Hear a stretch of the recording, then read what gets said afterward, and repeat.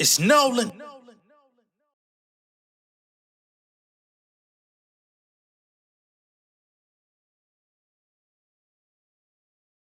Hit you with the no delay in my progress. All the time struggling, only further my conquest. Looking to the future, I wrote and printed the concept. Posted to the net, but that's just a piece of the mindset. Brand slow balling, I'm snowballing, get back to work. Got your favorite companies watching me, but they never chirp. Big names, all of my stories, I see them studying. I probably could have helped them, I guess they stuck in they stubbornness. This shit is jokes. Independent living did it with the quotes. Been a hidden hand, sending lyrics, and it's been remote. From the home set up, these jokers, it's known beggars. You nothing without a squad. I'm fixing my phone settings, and lyricists, supremacists. The penmanship is limitless. I'm building businesses, aiming again since I've been in this. I'm 007, been cold since '07. How I do it? I was home alone, Kevin. Goal setting, but now my goal setting, commentating. They fixating light from the hand, the pins rating, forget waiting. I hit record, then I hit record. If a nigga play me on the mic, then I choke him with the cord, yeah.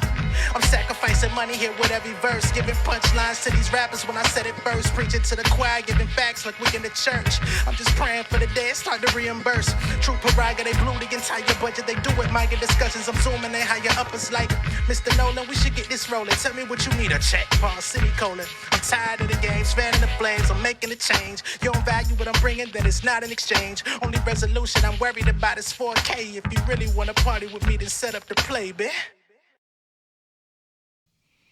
What's going on, y'all? It's the kid J Nolan here. Welcome back to another episode of Inside the Industry, your number one source for music, entertainment, commentary, and breakdowns. All right, y'all. I know I've been putting out a lot of little snippet content. Well, not snippet content, but like shorter content, little 10-minute here, 15, 20-minute there. Today, we're getting back in the long form. We're going to have a nice conversation. So I want to go ahead and let y'all know up front, you need to get you a snack. If you a snacker, get you a drink. You know what I'm saying? If you need something to keep your throat from getting parched, you know what I'm saying?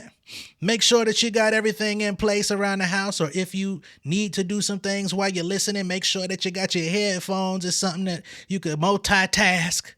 Cause we're gonna be talking for a little minute, all right?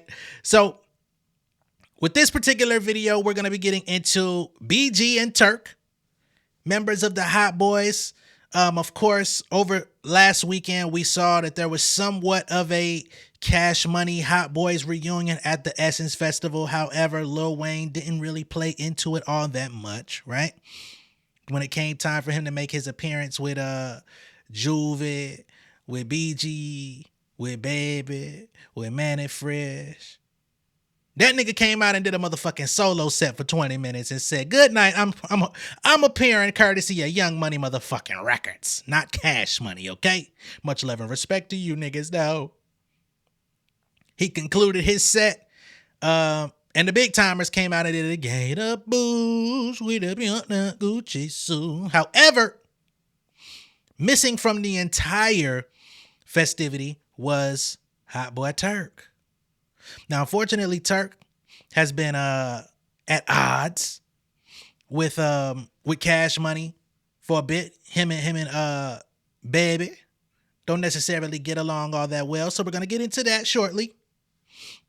We're gonna get into Kevin Hart being sued by his former friend. This dates back to 2017 when an alleged S tape on Kevin Hart leaked out. You know what I'm saying? And he basically blamed his former friend for leaking it and having some sort of extortion plan to get money out of Kev. Unfortunately, that whole that case folded. Kevin Hart came out and tried to he actually dropped the lawsuit on his former friend, but he was supposed to do a few other things to clear his name, which he did not do. So now there's a $12 million lawsuit that Kevin Hart may have to pay on. Okay, we're going to talk about that. We're going to be getting into Coi Leray and reaching her breaking point with fame. She has a new interview out. It's text, but we're going to read it. So again, make sure you post it up. We're going to be talking about Victoria Monét and her single All Right, which is now climbing up the charts. You know what I'm saying? So we're going to talk about that, and we're going to get into DJ Mustard, the producer of Kendrick Lamar's Not Like Us, talking about going through tumultuous situations and basically reviving his career in 2024, because it has been a little bit of a slump for him for a little bit. And things are coming around full circle. So all of those things will be addressed in today's show. First, let's address BG and Hot Boy Turk, because I gave y'all the most details on that to begin with. Now, as everyone should know, all the Cash Money artists, producers, etc., there's been financial issues among this crew for decades.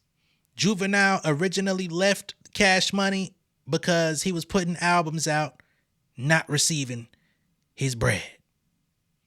Manny Fresh, at a certain point in the mid-2000s, right after the Carter won, he got the fuck out of Dodge because he was not receiving his portion of his royalties for all the music that he contributed to, released under the Cash Money imprint and produced. So he got the fuck out of Dodge. BG and Turk, unfortunately, they had their own issues outside of music. Both of them have been in prison, locked up multiple times. Both of them have had their own dealings with drugs and addiction outside of music, and have had to rebound and find themselves as men. You know what I'm saying? And unfortunately, these are the two that are currently at odds out of the crew. They've been trying to get this whole Cash Money Hot Boy reunion coordinated for the past year, ever since it was even an inkling that BG had an opportunity or a chance of coming home. BG was heavily advocating for it, but of course he still said that there were some things that needed to be worked out in order for him to really come together with Baby and them. There were opportunities where they, found themselves doing little stuff, little spot dates together here and there, making some things happen. But for whatever reason, once BG came home from prison, it's like all of that has fallen apart. We got Wayne coming out the other day. They say that there was supposed to have been a Hot Boy reunion album, that the recording process had started and all of these things. Wayne came out and said, I never heard about none of this shit. Whatever y'all talking about, I haven't been to that kitchen. He said, I'm not opposed to going inside that kitchen, but ain't nobody told me nothing was cooking in that kitchen, right? And the rumor mill says Wayne is telling us one thing to the public, but behind the scenes, Wayne is privy to everything, and he's not signing on. He's not agreeing to spend any of his time on none of this shit if Turk is not involved. It's not the Hot Boys without all the Hot Boys. Okay? So that's what's going on. And some people even speculated that there was some friction going on backstage between all of these men at the Essence Festival. Someone came out who was back there and said, no, it really wasn't. Everything was fine. It was peaceful. There was no violence. However, Wayne did stand on business saying, I'm not doing no Hot Boy nothing if Turk ain't involved. Right? He said, is y'all finished or y'all done? and it went the way it went. Okay, so now on the heels of that performance taking place, a lot of people have been wondering where Turk is at, why he wasn't involved, why he didn't get no stage time. BG came out shortly after the show was over and said, you know what you did last summer, nigga?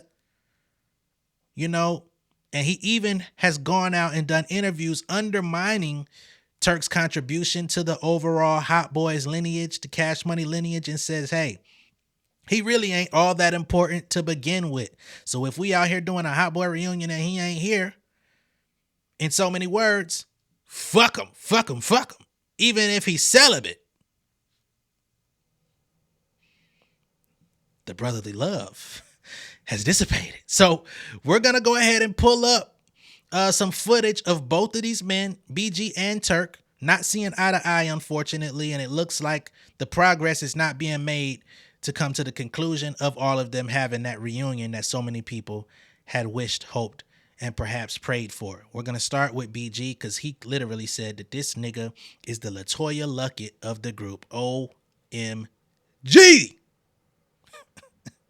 Let's get it, y'all. It don't even matter. Short answer or long answer, big brother, but I got to ask. No matter what it is or who the person is, we ain't got to get deep into it, but is it a true reunion of anything if somebody missing? Any parts? If it ain't all the four parties. I mean, listen. Hey, man, at the end of the day, you know what I'm saying? Like, yeah, I feel like, yeah, I feel like, I'm trying to be politically correct. Nah, this And wrong. then This no rap cap. the real nigga in me, that's what we do. Gonna be like, you know what I'm saying? That's what that's what we do. I don't even much want to get nigga, you know what I'm saying? No motherfucking get dig, but man, look. That's why I say short answer, long answer, no, yeah, you know what I'm saying? Yeah, nah. I mean, man, look, I mean, listen. Just if it wasn't, if they was having a reunion, you wasn't there. If they was having it wouldn't have worked. That's what I'm saying. You try to do a reunion without Wiz, it wouldn't work. You try to do a reunion without Juve, it wouldn't work. You try to do a reunion without me, it wouldn't work. But come on, man, nigga like the fucking Michelle or the little Toya Luckett of the group, man. If motherfucking Beyonce and motherfucking Kelly do a Destiny Child reunion and Michelle ain't there, man, nobody gonna miss her like that. Right. You know what I'm saying? And that's just what it is. Right. BG, what the hell you talking about? Boy, if Beyonce and Kelly get on stage and do a DC reunion without Michelle, some people are definitely going to be enraged. They're going to be asking questions. Now, we may see Kelly and B hanging out. They could go do their thing. They might go to a movie premiere. They might, you know what I mean? They might get some paparazzi somewhere. You might see Blue Ivy. But you talking about DC, the DC. Might be about biggest DC comics out this motherfucker, man. Now, we know Michelle is a devout Christian. She has dedicated her life to Christ many years ago. She puts out gospel music when she does feel like doing records. But you know, when that check come, when them phone calls get the ringing and it's time to be a survivor, it's time to get up. We not gonna stop. Give us them dollars. Michelle answer the call and she get that motherfucking plane ticket to come see what's up. Okay? So I don't know what you're talking about, B. Now, when you say Turk is the LaToya Lockett of the group, now that is some really implied disrespect. Big shout out to LaToya Lockett. I fucks with you. Beautiful woman, by the way. Very talented. Great singer. But that makes a little bit more sense. You know what I'm saying? Now, do I feel that way about Turk? Nah. I mean, you can't have the hot boys without the hot boys. All of y'all did y'all shit. Right? And to be honest, I'm gonna be a buck. If Wayne don't want to perform with none of you niggas, he ain't got to. Because at the end of the day, hey man, I ain't gonna play with none of y'all. Now I know BG got some classics for all the Southern niggas, for all the New Orleans niggas especially.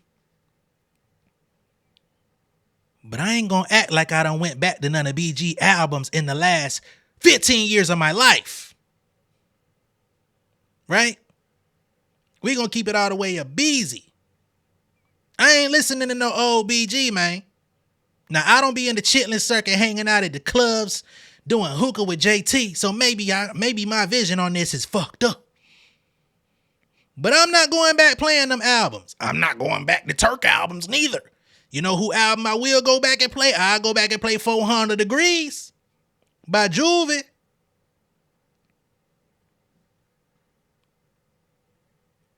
I listen to that motherfucker in a day. I go back and listen to Juve the Great. I go back and listen to Juve working with Wacko and Skip with the Noya clap. I go back to Soulja Slim shit working with Juve with the slow motion for me. Slow motion for me. Slow motion for me. So, I don't know what you're talking about, sir. You already got enough restrictions on you. You might not even be able to fulfill a motherfucking Hot Boy reunion. Are you kidding me? But before I keep going, let me allow Turk to speak for himself because he had a response for all of this stuff. So, Hot Boy Turk, go ahead and speak up for yourself, sir. I ain't on your side, but I see where you're coming from. I don't know, bro. My life is beautiful, man. I can't complain about nothing, bro. And I think when you in a good space where you content, man, a whole lot of stuff gonna come at you. You know, I see a lot of people, you know, saying things and, you know, people in the comments, and I try not to give it no energy. You know what I'm saying? You can't really like not see some of the things that be being said, you know what I'm saying? And to be honest, I feel like sometimes people be intentionally trying to say things, you know. BG to me have been very disrespectful, bro. And if I really did anything to you, brother, I can't see you holding back and saying what it is. You know, if I really did you something, you know, I don't know what it is. I can't figure it out. I can't put no light on a lie. You know what I'm saying? And a lot of people run with the narrative, you feel me? Homie made a statement about, I know what I did last summer, and I wasn't going to even address the situation, and I'm going to try to keep it short, you know what I'm saying? But I know what I did last summer, and when we had a party together, I heard homie say something about a hot boy reunion can be made or did without insinuating, you know what I'm saying? He ain't said, but, you know, in so many words, you know, it was what it was. But I never felt like a hot boy reunion could be done without homie. You know what I'm saying? And proof of that, sure that every time we came together, for instance, LeBron James party, you know, LeBron James in the middle of his speech, he shouting out everybody. I like, hold up, LeBron, and free motherfucking BG, you feel me? And I was doing these things, you know what I'm saying, because you can't have a reunion without BG. And I think I probably made a lot of people mad about that when I was doing it. You feel me? I was doing it out the kindness of my heart. Where I thought, you know what I'm saying, it was making the mark or doing something. But you know, it was what it was, you know what I'm saying? And I remember when we did the Louisiana Fest, you know, shout out to BG Mama, man, you know, she couldn't get in the show. You feel me? I ain't even get my own team, man, and I made sure Miss Scent had to get in there. You know what I'm saying? Because this is my brother mama. You know what I'm saying? Like, she ain't supposed to be sitting out there. Her and Hakeem, his little brother. I made sure that she got on that stage, and once again, we having a show, we performing. You know, BG locked up. You feel me?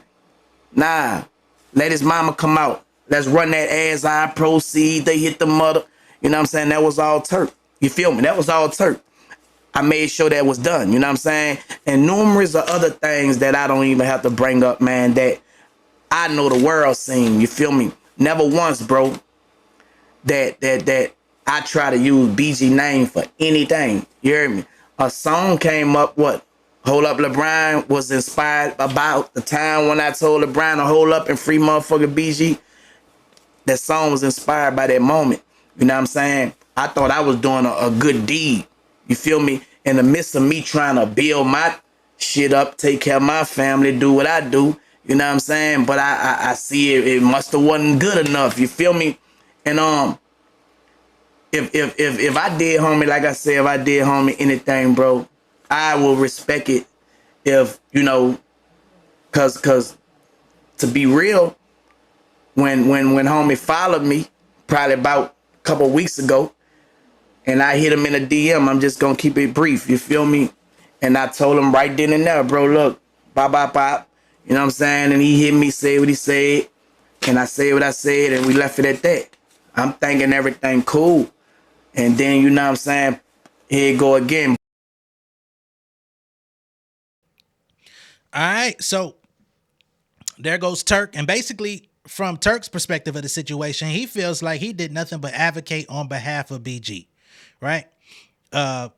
Over a year ago, people was already requesting a Hot Boy reunion, and they were seemingly in talks of maybe perhaps making it happen even before BG came home. And Turk said, "Nah, we can't do it without him." Even when they were doing little isolated events here and there, he said, "Hey, I made sure BG Mama got in the spot. We gonna do BG parts. We gonna hold him down. But ain't no official reunion going down without Jizzle." So this is one of those situations where it's like, damn, bro. It seemed like I've shown you nothing but love, but you hate me. What did I do to you? Where did the signals get disconnected? Where did the wires get uncrossed or get crossed? You know what I'm saying? So I understand. I don't know everything that's going on behind the scene. I don't know what motherfucking thing going behind the scene. But as I stated, I'm standing on what I said before that nigga Turk started talking. I'm standing on, and I'm standing on business. Now, if y'all want to talk about that song Baller Blocking with Turk on it, yeah, I'm going to play that. You know what I'm saying? Y'all nigga want to play Bling Bling? Y'all want to hear what that nigga BG was fucking mumbling on there? As a kid, I didn't know what the hell that nigga was saying. No way. Did it look like I was like my bad and bougie? Come on, man. But love to everybody. You know what I'm saying? Outside of my personal opinions, I don't want to see nobody go down. I don't want to see nobody beefing. I don't want to see nobody going back and forth and the shit end up fucked up in a situation where y'all niggas is, you know what I'm saying, putting y'all in just a situation where you would be jeopardizing your freedom because both of y'all got criminal history. We don't want to see y'all go down that lane. But speaking of BG, we're going to address even, the determination that was made by the fucking New Orleans government that his lyrics, when he puts out new music, have to be approved by a judge for him to even continue putting out new music. This shit is beyond me, Chief.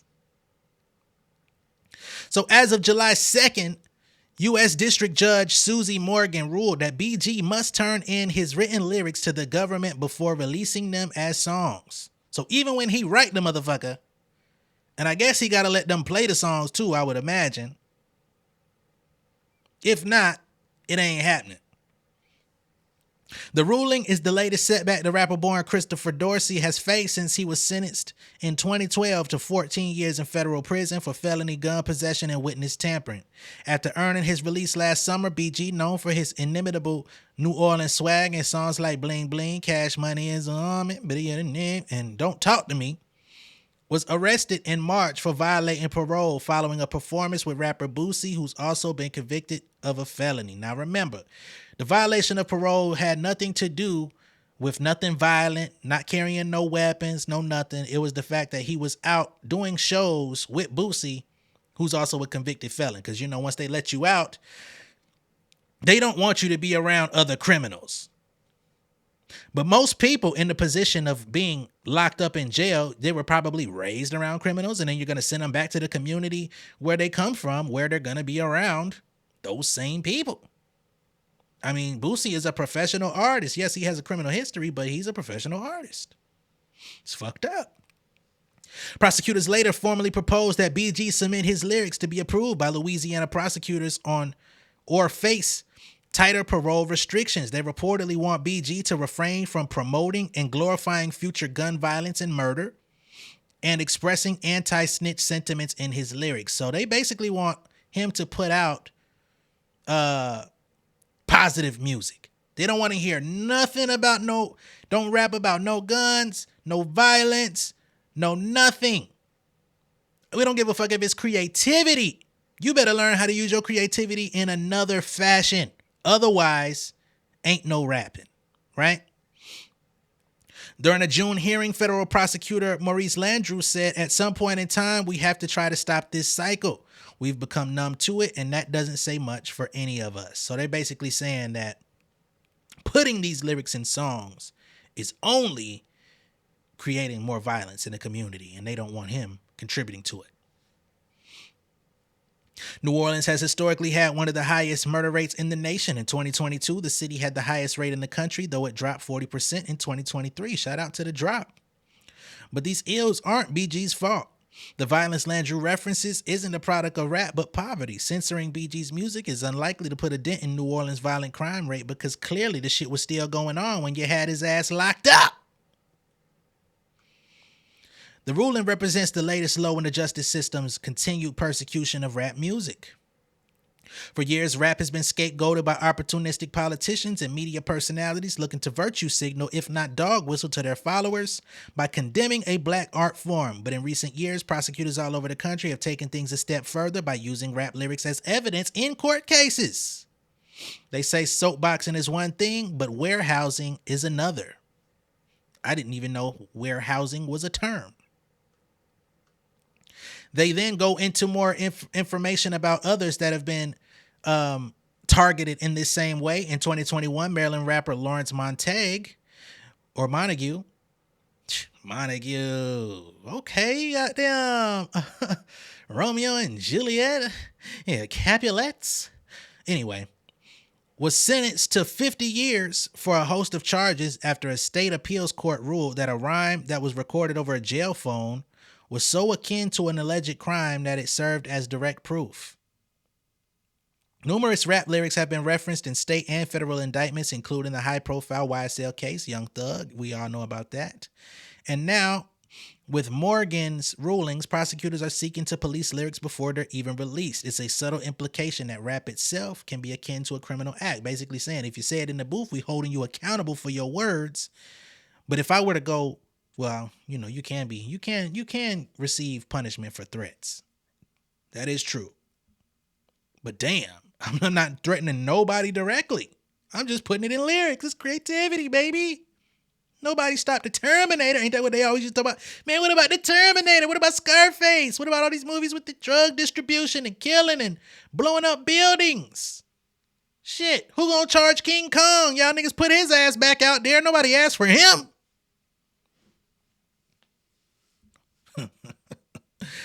BG grew up in the 13th ward of New Orleans, a city that is reported as one of the country's highest poverty rates in 2022 at 23%. That kind of upbringing breeds the crime he depicts in his extensive catalog. It's also a leading factor for addiction, which he's also been open about grappling with.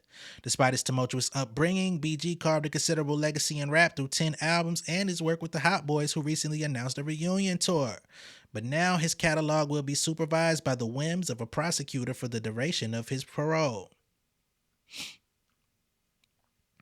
Damn it, man. During the hearing, BG told the judge, I just feel like Christopher Dorsey and BG are two different people, letting people know he's playing a character. He argues the ruling is basically like telling Robert De Niro he can't make mob movies. I just did a hard 12 and a half years. In no way am I glorifying. I'm just being creative from coming up in a messed up environment. I'm just rapping about what I know. Unfortunately, him pleading with the judge wasn't good enough. In August of 2023, Louisiana just became the second state to enact the Restoring Artistic Protection Act, which limits a prosecutor's ability to use rap lyrics against artists. However, BG wasn't given the benefit of this act. So what was the point of creating it? Wow. For those of y'all that were asking about Project 2025, we're going to speak on it just briefly. Last year, the Heritage Foundation unveiled Project 2025. It's an 887-page policy and roadmap that was co-authored by many Trump administration officials and which foundation describes as the conservative movement's unified effort to be ready for the next conservative administration to govern at 12 noon, January 20th, 2025. Though unrelated to the project, the bid for state-controlled rap feels like it's lockstep with regressive fantasies. In 2021, Jay-Z's lawyer Alex Spiro told Complex when prosecutors get convictions based off of evidence, based on one kind of evidence, prosecutors tend to repeat business. If they do something that's effective at combating crime or getting a conviction, they're likely to repeat it. Basically stating if one person gets convicted of detailing a real crime in their rap music, then they basically treat it as a reliable source to say, well, if this person did it, then all of them are clearly probably rapping about things that they do. So now, if you happen to rap about whatever you rap about and it's all just fake, and then you get arrested for shooting somebody or something like that, they're going to say, you did it because you rap about it. He says they're likely to repeat it if nobody calls them out on it. And that's why it's important to push back on the system and ask hard questions and examine these matters. The same can be true of draconian parole measures. For BG, merely performing with an artist who's been convicted of a felony has reincarcerated him, and now releasing an unapproved song also could. Is he essentially federally barred from doing radio freestyles? Y'all being funny at this point. Yeah, ask a question. Can he do a radio freestyle? Yeah, you got to get that bit pre-approved a week before he go to the radio. You got to have these conversations well in advance, unfortunately. Okay. So they say the next prosecutor in control of a rapper's freedom can now cite Morgan's ruling, setting the stage for a justice system to become an arbiter of what's acceptable in rap lyrics.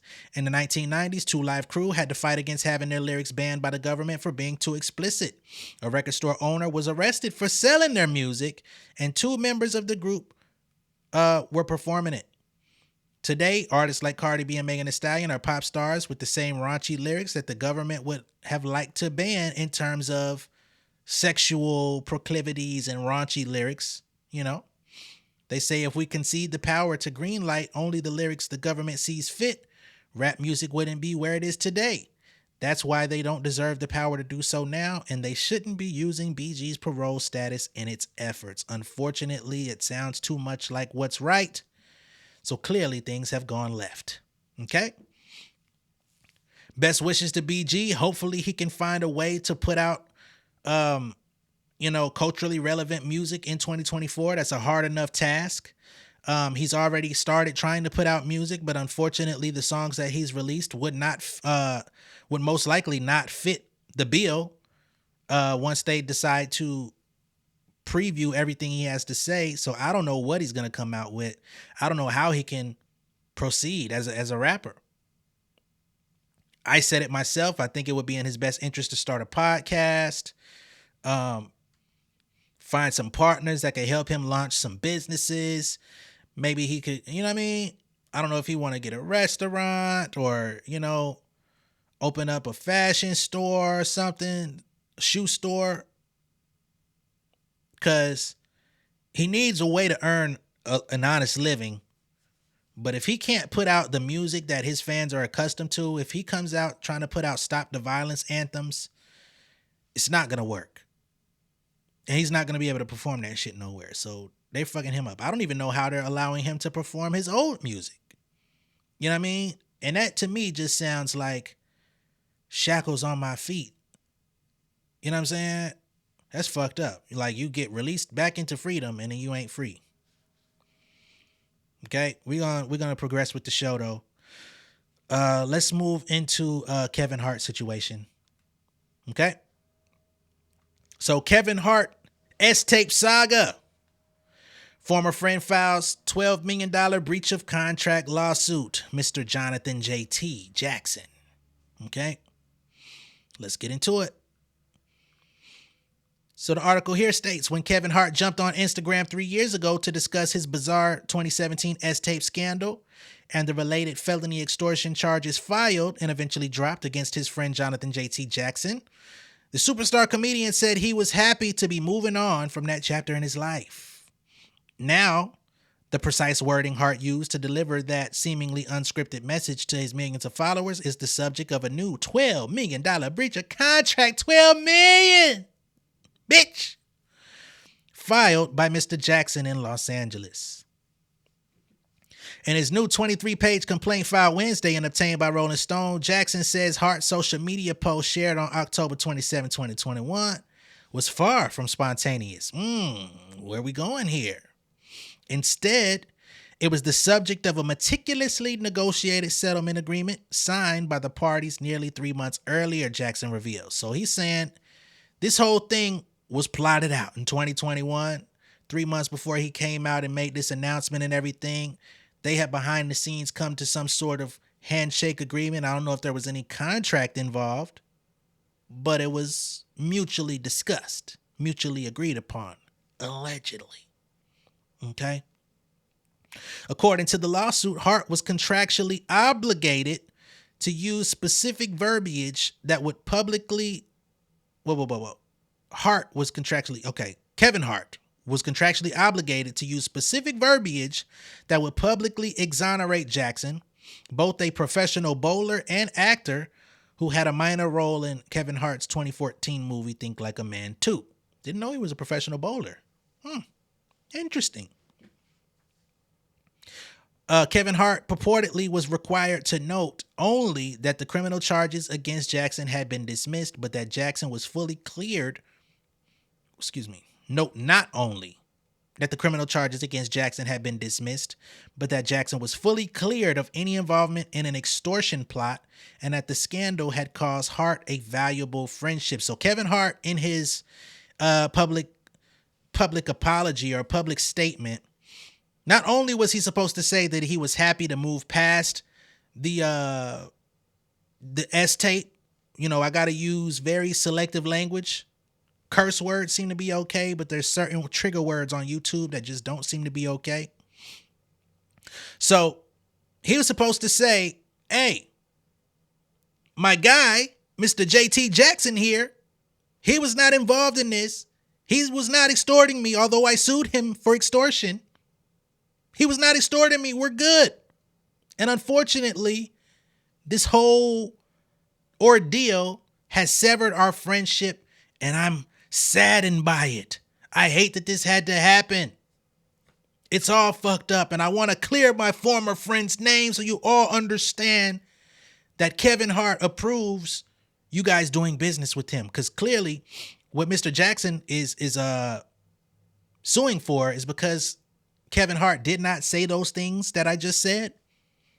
The industry has been hesitant to allow him to work on any other projects. Remember, he was an actor in Think Like a Man 2, but he hasn't gotten any other opportunities because people are siding with Kevin Hart. He's still one of the it guys in Hollywood, despite what people may think about his projects. Okay? For instance, they say, Jackson alleges that Hart explicitly agreed to say, I lost someone close to me that I loved and still have very much love for, or high levels of love for.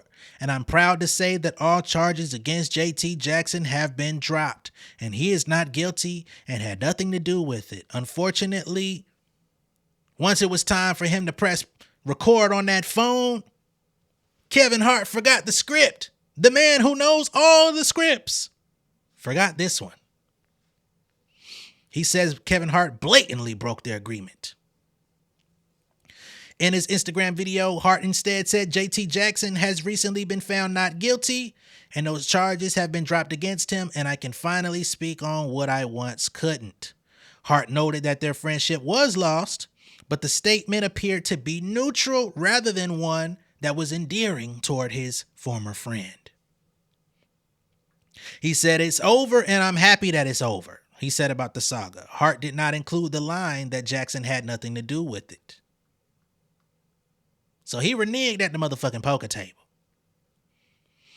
They state the wording of Hart's statement, meticulously negotiated and detailed in their contract. Ooh, they did have a contract. Was crucial to repairing and remediating the severe damage inflicted upon plaintiff's reputation by the baseless extortion allegations that Hart aggressively promoted and publicized. Jackson's new lawsuit states. Okay. The statement Hart ended up delivering, according to the complaint, dilutes this intent by framing the exoneration more as a conclusion to a chapter in Hart's own life rather than a clear and unequivocal exoneration of the plaintiff, right? So Kevin Hart basically used the opportunity to clear his name and to give his fans a breath of fresh air that we're moving forward, which he's very well known for. He's had to come out and do these types of things multiple times within the last 5 years or so. He's pulled this thing multiple times. And I'm going to be honest. I've made money from Kevin Hart. He has a Netflix special that came out 2020 called Zero Fucks Given. I'm the intro song and the outro song on the comedy special. You know what I'm saying? So I ain't got nothing against Kev, but we got to keep it honest about what's going on. He has had to come out a few times, make public apologies, clear his name from some shit, and he seems to kind of not necessarily throw niggas under the bus, but he don't really take up for motherfuckers. People that was once in his circle, he a cold nigga once. You tap your foot on that line, it's over for you. Even if you wasn't in the wrong, I'm gonna save my ass because I ain't wiping yours. Feel how you feel. Okay. A rep for Kevin Hart did not immediately respond to Rolling Stone on the matter. The new lawsuit filed by Jackson's lawyer Daniel L. Rebeck marks the latest twist in the controversy that started when Kevin Hart and Jackson took a trip to Las Vegas in August of 2017. A few weeks later, according to court filings in a related case, Hart's then pregnant wife, Aniko Parrish, allegedly received an anonymous message that said, "Unfortunately, your husband is cheating on you." The message purportedly included a Dropbox link, diabolical, to an edited video showing Hart engaged in an intimate act with a woman in his private suite at the Cosmopolitan Hotel. Keep your dick in your pants, buddy. That evening, Hart posted an Instagram video apologizing to both his wife and family. He admitted to a bad error in judgment, quote unquote, and vowed he would not allow a person to have a financial gain off of his mistakes. This post led someone using the Instagram handle Mr. Jude to leave a public comment that said, "Give me $5 million or I'm releasing the video. No need to make this go public. You had your chance." Woo.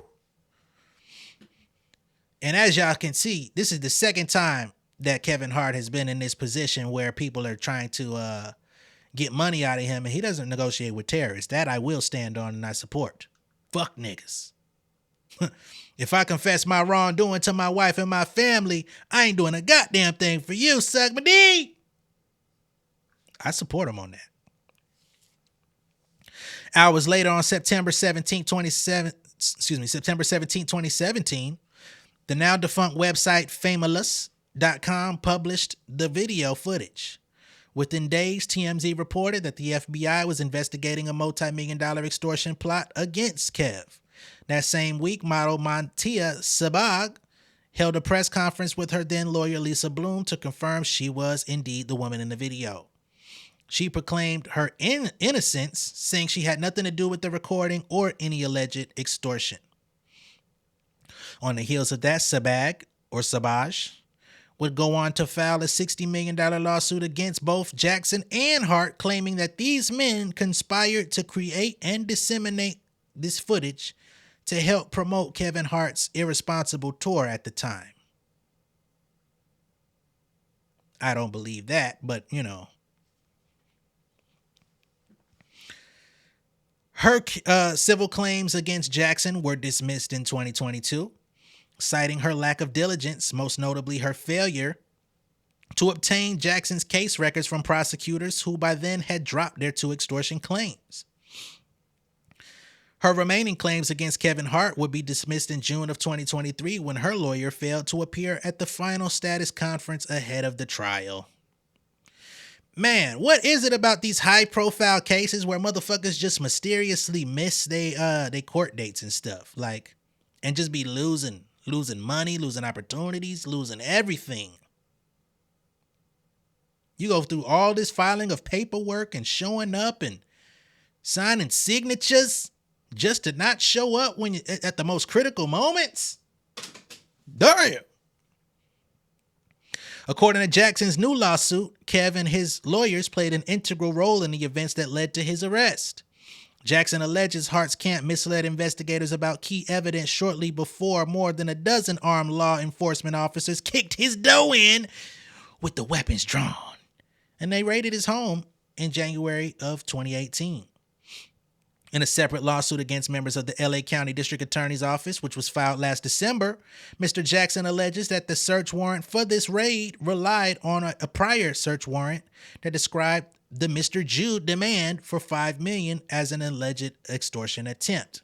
that he was not actually behind, so they had no reason to raid his crib. In the warrant, investigators described the demand as a private message sent before Hart posted his apology. Eventually, the DA who requested the search warrant admitted that the Mr. Jude message was a public comment, not a private message, and that it was posted by someone as a response to Hart's public apology video, which was never linked to Jackson. So he was, I would imagine, if the feds come busting your shit in, he was under a lot of stress, duress, and fear. After this revelation, prosecutors dismissed one of the 2 criminal extortion counts. They eventually dropped the entire case. Jackson's December lawsuit against the DA officials alleges they violated his civil rights. They fabricated evidence and engaged in a malicious prosecution. The officials responded with a motion to dismiss his action in March, claiming they're entitled to immunity. How? Doesn't immunity have to be agreed upon? They also reaffirmed their allegation that electronics seized from Jackson's home during the 2018 raid revealed that he did have possession of the S-tape and emails linking him to trying to sell the tape to media outlets. Whoa. Where's the rebuttal for that?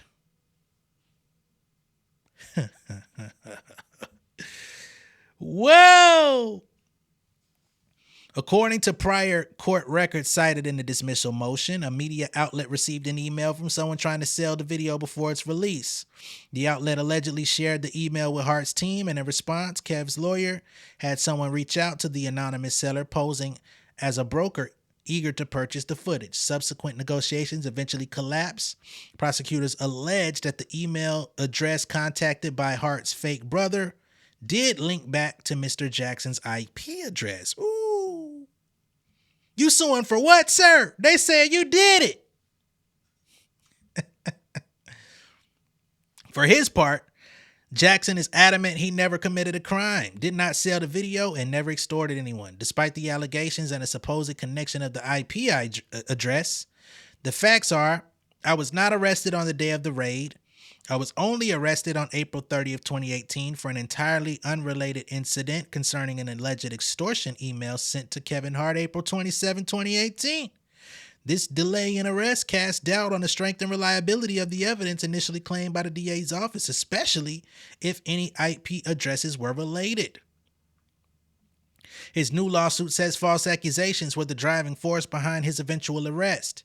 In particular, he alleges that Kevin Hart claimed to have received an email on April 27, 2018 from someone demanding 20 Bitcoin to prevent the release. The alleged email, sent 7 months after the scandal broke, was reported to prosecutors and cited by a district attorney investigator as a basis for Mr. Jackson's arrest. Jackson alleges in his new lawsuit that the copy of the email eventually shared by prosecutors indicates it was actually fabricated. He claims analysis by 2 experts determined it was created using Microsoft Word on May 17th of 2019, which is more than a year after the email was sent.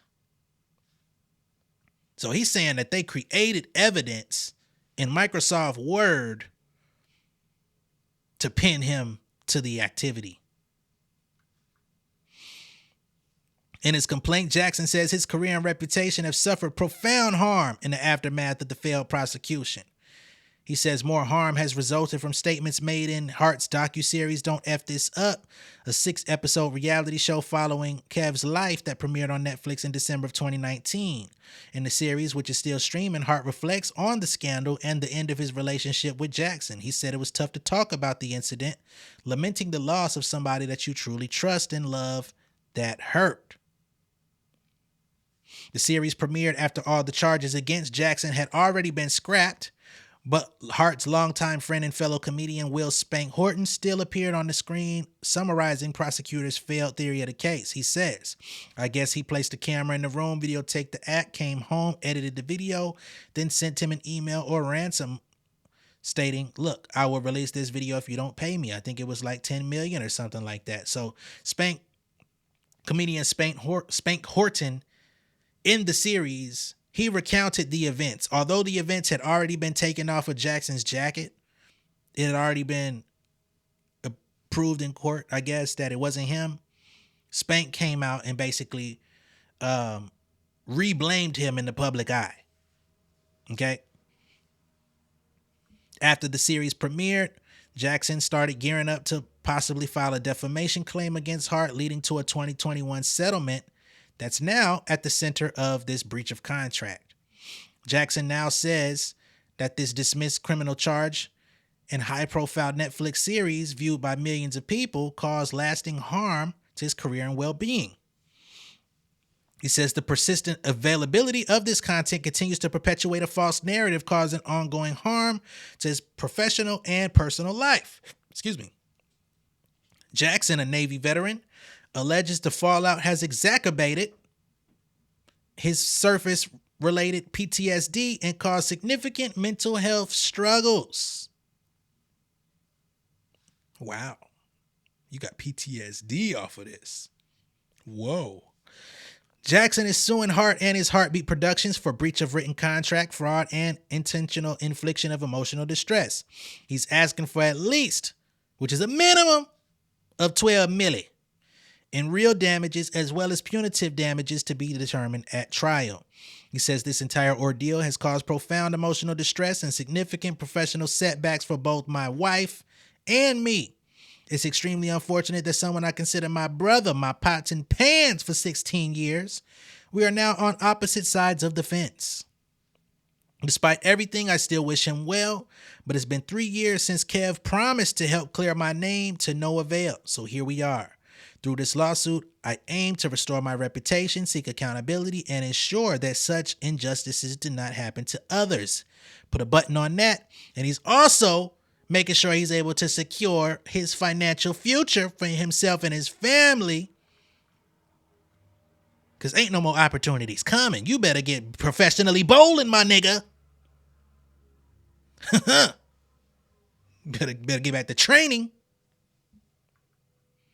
But we'll see how this plays out. We'll see if Kevin Hart even responds to it in a public fashion. We'll see if this thing, makes its way to trial. We'll see if this settlement actually gets paid, because Kev did agree to it 3 years ago, but he still hasn't made good on sending it through. So there had to be some sort of solution that was found privately that Kevin agreed to, but he still has not parted ways with the bread.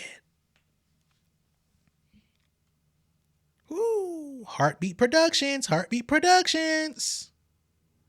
Let's move into some lighter content, shall we? No more beef.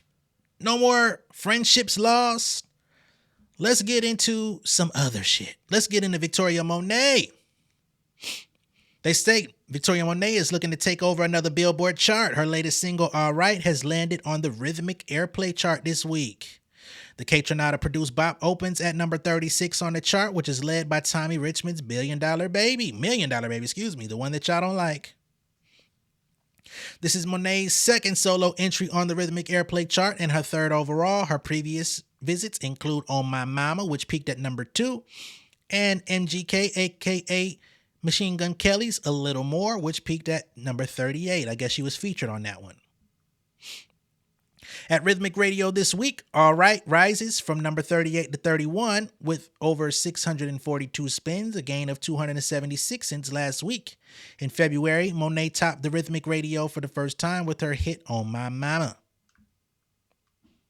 Circling back to All Right, the pulsating banger re-enters Billboard's Hot R&B charts at number 19. It previously peaked at number 13 in September of last year, but now is creeping back up the charts after the music video and her performance at the BET Awards. So this could effectively jump and outperform its original listing if people continue supporting her. Elsewhere on Billboard, All Right debuted at number 39 on the mainstream R&B hip-hop airplay chart, which tallies her second entry after On My Mama, which spent 2 weeks at number 1 on this chart last November. Again, Victoria Monét performed All Right at the 2024 BET Awards. The enthralling performance was inspired by her much-talked-about video choreographed by Sean Bankhead.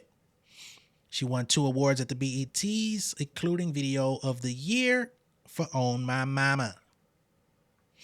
Okay, when speaking about All Right, It's about liberation and freedom at its core, she says. This video is a visual representation of that sentiment through freedom of movement and fluidity between masculine and feminine energy. It was an honor to work alongside Dave Myers. Shout out to Dave Myers and Sean Bankhead and his cast on this visual. What a crazy combo. All Right is lifted from Monét's Grammy-winning debut album, Jaguar 2, released on August 25th of 2023. The album debuted at number 6 on Billboard's top R&B albums chart and number 60 on the Billboard 200. Shout out to Victoria Monet. Always happy to see you winning, see you happy, see you elevating. You know what I mean? So that's always great. Next up, we'll get into Coi Leray, and then we'll wrap up with DJ Mustard, shall we? Cool. We've got an article here with Coi Leray talking about touring with Jhené Aiko and reaching her breaking point with fame. Okay.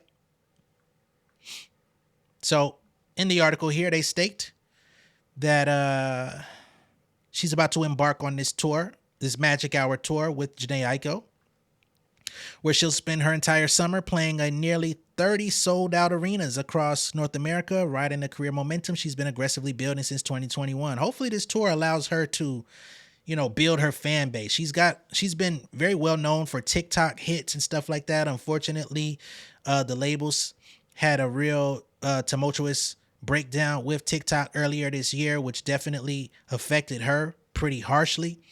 A lot of people looked at her as the quintessential TikTok artist. She tried to fight back against that narrative, but we haven't really heard much about her since it happened. I think the labels have gone back and recreated or figured out a course of action to get the music back on TikTok.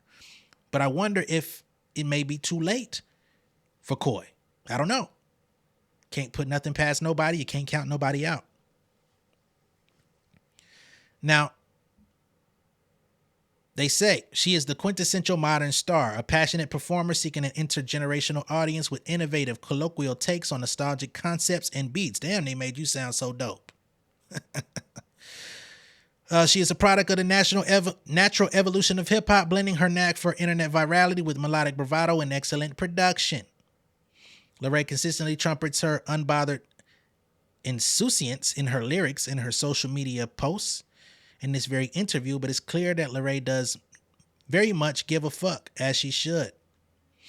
Okay, we're not going to go through all this, but I do want to talk about where things are going for her. So they ask, 2023 was such a big turning point in your career. Was there ever a moment where you thought to yourself, whoa, holy shit, all this is happening right now? She says, no, not really. I'm at a point where I haven't done half the things that I want to do, so I don't think I've caught that feeling enough. They ask her about Coachella. She says being at Coachella last year was dope. The energy was amazing. Both weekends were amazing. She looked good, felt good. Her dances, everything was great. Right? Now, let's get into this breaking point with fame thing that they're talking about. I ain't going to read through this whole shit. They did ask her how she's changed as a performer over the last 3 years. She says her last tour was in 2021. I didn't know that. And that was with Lil Baby and Lil Durk's Back Outside tour. She said that's a different crowd, different energy, and was a different time in her life. She's, what did she put out? Blue Moon or something like that? So she's been putting out more kind of R&B-ish music, more moody, midnight vibes. She's been trying to tap into that market, which I guess touring with Jhené Aiko is a better look if you want to tap into that type of audience. But I don't know. Those songs really haven't caught on. But she says, I've gotten older, wiser. I see things way different in 2024 than how I saw them in 2021. I want to connect with my fans more. I want to focus on what's in front of me every day, every city, every state, catering to who's there in the moment. Okay. Let's see here. They ask her about cutting her hair. They say, watching you grow over the past few years has been fascinating. You've gone through so many shifts in your evolution, but last year when you cut your hair into the pixie cut, that was the first major aesthetic shift you made in a while. She says, when I cut it, I was like, I don't have to deal with getting my hair done no more. It's going to be easy. She says she didn't even notice that she was going through something. She says, I'm not saying I cut my hair because I was stressed out, but I do think if you look at the timing and how everything played out, it looks like she had a breaking point. She says, I was just like, I don't give a fuck what no one thinks. I'm so used to being judged and everybody around me having an opinion, whether it's people I work with, people in the industry, fans, it's always a fucking opinion. She does get dogpiled on. I gotta be honest. She says, when I cut my hair, that's when the I don't give a fuck came into a whole nother level. I wouldn't call it revenge, but I've been going through so much that I want to prove and show who Coi Leray is and what I'm capable of. Okay. They continue to talk about her style evolution in this new era. She says, looking back at all her old stuff and old videos, she's like, yo, I was always the same. I'm just getting older. Need to bring fans more into my world so they can actually grow with me to understand my growth, because they see me getting older and changing, but they don't understand why. She said, I went from dinosaur covers on my nips to walking around with my nipples out. There's a certain way you got to start moving as you get older. It's chestnut checkers. Well, her nipples out in a sheer chic dress. Let's keep it there. She says, I don't think anything changed about me. I'm still finding myself. A lot of my biggest successful moments happened so fast that people didn't really give me a chance to grow. I think she's got a point there. People hold me to a certain standard, but that's the process of artist development and someone going through life. Still have to go through real shit too at the end of the day, and they don't know what I go through. She then states that the whole tour with Jhené Aiko is more about tapping into the fans and communicating with them, whether it be in the music, in the moment, meet and greets, and on stage. I think that's a good plan. Because there's not going to be too many other occasions where you're going to be able to meet people in mass, show them your personality, show them what you're about. So I do agree with her on that. Hopefully the tour does go well. And let's see if there's anything else relevant here. Okay. I think that's it. We'll move on to Mustard. Okay. Just going through the news. Okay. XXL Mustard is discussing his big comeback, dealing with personal drama, and his upcoming album. Okay. In the article, they state, sometimes even Grammy-winning hit makers have to remind people of who they are and what they do. Mustard's recent "Allow Me to Reintroduce Myself" moment did just that. The Los Angeles native crafted the beat for Kendrick Lamar's recent monstrous hit, "Not Like Us," the Drake Slayer as they call it. The 34-year-old beatmaker's career has been dotted with highlights, helping him establish himself as the face of the Cali sound wave in the 2010s, producing tracks like Tyga's Rack City, 2 Chainz I'm Different, YG Who Do You Love, Big Sean I Don't Fuck With You. Mustard was giving the entire industry the sauce, and his catchphrase, "Mustard on a beat," echoed everywhere that hip-hop was played. In 2015, he launched 10 Summers, his record label, and signed future R&B superstar LMA. Where's she been at, man? After winning a Grammy for Best R&B Song in 2019 for his production of Boot Up, Mustard earned another Grammy nomination in the Best Rap Song Performance category with Bowlin' featuring Roddy Ricch. However, Mustard's production has been noticeably missing from the top 40 over the last few years.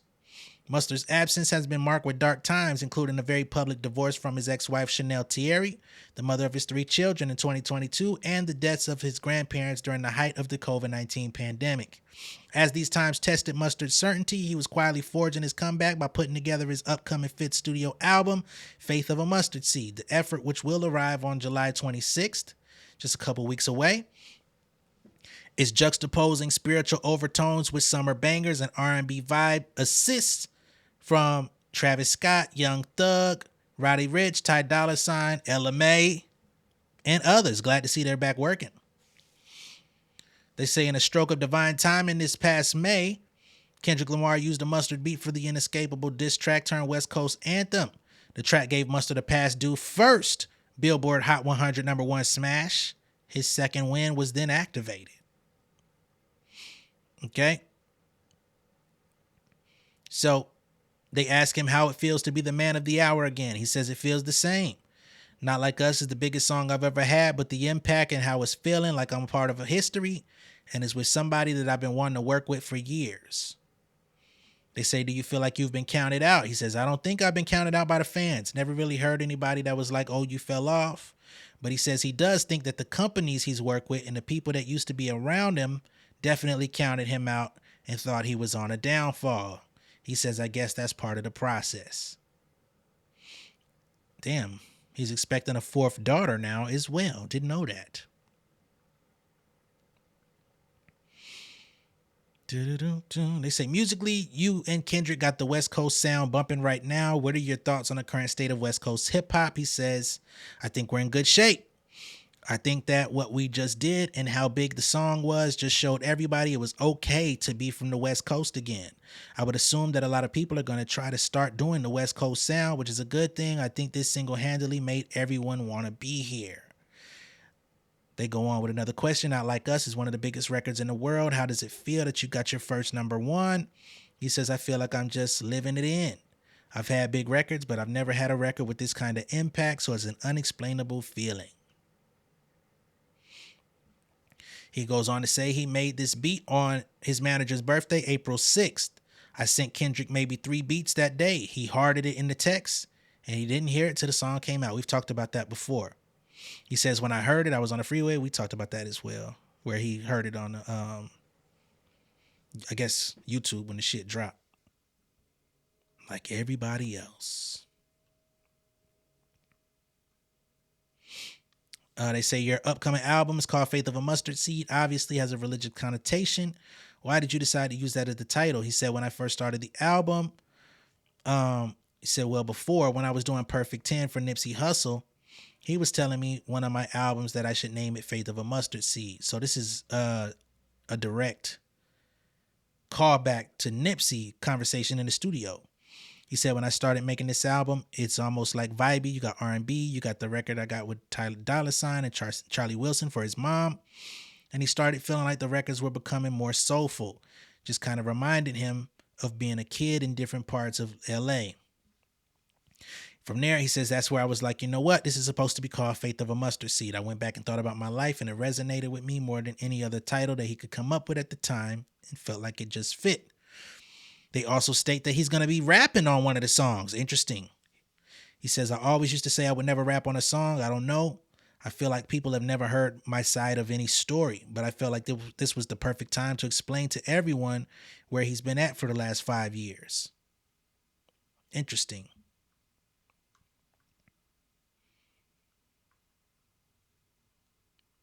They ask him about the demand that he's now back in with this Kendrick Lamar record. He says, yeah, that part is not surprising.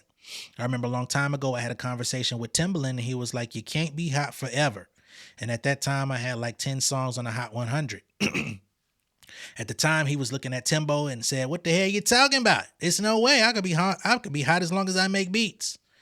Timbo said to him, well, people are not going to like those beats that long. They're going to move in waves, which it played out exactly as Timbaland said. Niggas moved away from the sound, but now they back on it. He says, I never understood that till maybe a few years ago. Okay, I get it now. It makes sense. It's like you're not going to be the hottest, or you got to take a break. You got to. I think that's what it's shown me, what life has shown me in the past 5 years. Okay, so that's a message for everybody, you know, whether you're an artist, rapper, singer, whatever it is, public figure, TikTok star.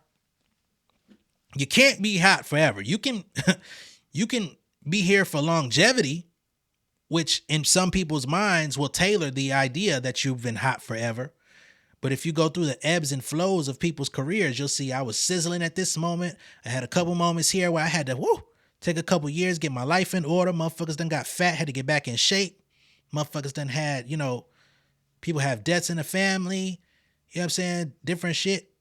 Trials and tribulations. Yeah, you got to take some time, regroup, recover, rediscover yourself as a person, come back, present new things. Then when you come back, the public has to be open to receiving it. That also contributes. Are you going to be hot in this moment? No guarantee. But, I mean, he has the strongest calling card he could ever have asked for. With Kendrick Lamar making that Not Like Us, Muzza on that beat, ho, Debo, any rap, nigga, you rethought. Everybody hitting that line, I need a mustard beat, nigga. Well, shit. He say he making a couple beats a day. So he got the packs for y'all niggas. But that also means that the price done went up. Yesterday's price is not today's price. And Mustard already was a top producer, so you can imagine what he finna overcharge niggas for what they did to the Cold Crush today. But that's my show. Let me know what y'all think of all of this down below in the comments.